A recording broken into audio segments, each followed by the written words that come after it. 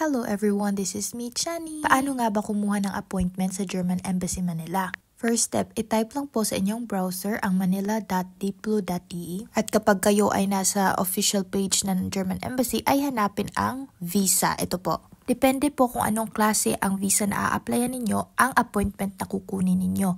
Scroll down po kayo at makikita nyo po itong Schengen at German National Visa, yung dalawa. For example, ang kukunin ninyo ay FRV, ay i-click nyo ang German National or Long Time Visa. Marami pong visa ang under sa Long Stay National Application. Piliin nyo lang po kung ano yung nararapat sa inyo. Click nyo po ang gusto ninyo, tapos mag-open po kung anong klaseng family reunification. Makikita nyo po dyan na marami pong klase ng FRV. For this video, this is for unification to spouse. At kapag nakita nyo na po ang sentence na ito, may link po dyan na naka-attach. I-click nyo lang po yan at magre-redirect na po kayo sa kanilang appointment system. Yung nasa taas po, yun po yung i-click ninyo kung ang FRV ninyo ay to spouse, parents, or children. Yung nasa baba naman po, ang purpose is for employment, au pair studies, language courses, at iba pa.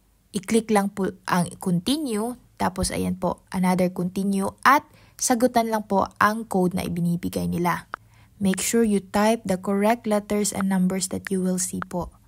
At kapag sure na po kayo sa mga na-type ninyo, ay i-click lamang po ang continue at ayan, makikita ninyo ang mga iba't ibang oras, date na available appointments. So ayan, dahil ngayon po ay October 1, makikita ninyo na marami pong available na mga appointment. Chinek din po natin yung month of November at nakikita nyo po napakaraming available appointments po. Pati December po may available appointments. Kaya sa mga hindi pa nakakuha ng appointment dyan at sa palagay ninyo ay makukompleta nyo na ang mga documents nyo before these dates, then kumuha na po kayo ngayon. Pwede nyo naman pong i-cancel yan kung sakali hindi nyo po makumpleto yung mga documents ninyo. So just for example po, kumuha ako ng December na appointment, i-type nyo lang po again yung code na ibinibigay nila. Make sure na you type it correctly para tuloy-tuloy po yung proseso ninyo.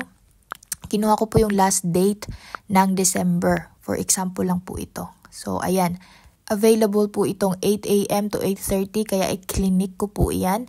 Tapos, isulat nyo lang po yung impormasyon nyo dito and make sure na yung email ay tama kasi doon sila magko-confirm na nakuha nyo na yung inyong appointment. Click nyo lang yung code na yan tapos submit at makaka-receive po kayo ng email galing sa kanila. So, yun lamang po. Maraming salamat!